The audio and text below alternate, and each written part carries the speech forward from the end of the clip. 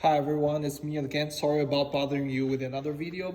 I want to talk about, I want to talk about a quicker way of doing 3C.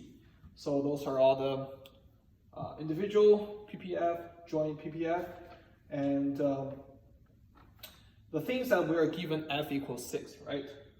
So we can interpret this as the sum of Fj and Fk equals 6. Right? Because F is the aggregate amount and is composed of two parts from two agents. Through the same logic as I used in this discussion and in the previous video, repeated, we found those two values, Fj equals 0 and Gj equals 12. In particular, this Fj equals 0 can be put in back to here. So we know Fk is 6 minus Fj. So it's 6 minus 0, which is 6.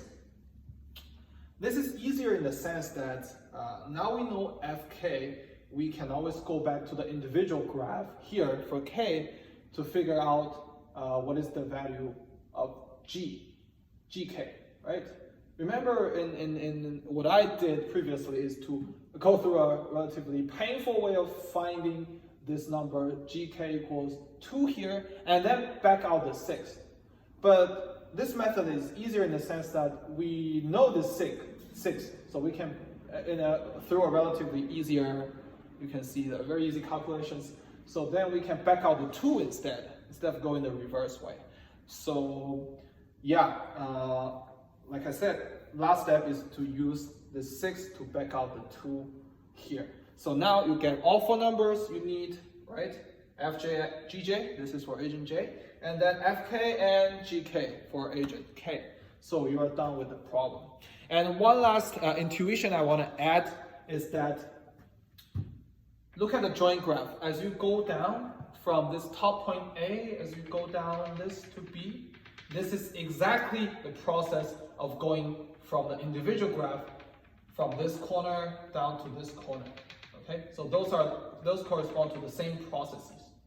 But think about what happens after B. Okay, so every point on this segment actually also corresponds to Mr. K's going through this process. So this process for K is the same as this process, right? So actually, again, we see that the triangles replicate themselves here, and the motion also replicates themselves. But the thing you need to be careful that in the joint, we always want to distinguish who is doing what, right? So if we go down this path, J situation will be reflected on the same path here. Okay, so it's point-to-point correspondence. But K is still at this corner, okay? K is still at this corner. Any point on A and B, between A and B, J is moving accordingly, but K is not. K is still at this place, because remember from A to B, who is active? J is active, but K is not active. K is asleep, so K is staying at here. J is moving accordingly, and the reverse happens for part BC and beyond. Okay, on the whole line segment here, the second part. As we move down this, the dynamics corresponds to the dynamics of this. But J is staying where? Remember, J is not staying at the top corner. J is staying here. So that's why, remember, I said that at this point, C corresponds to C prime and C prime prime. Actually, in general, for every point on this line segment, J is already maxed out at this, so J is static now. J is not doing anything in this segment. Instead, K is doing the according dynamics, point-to-point dynamics, as you can see here.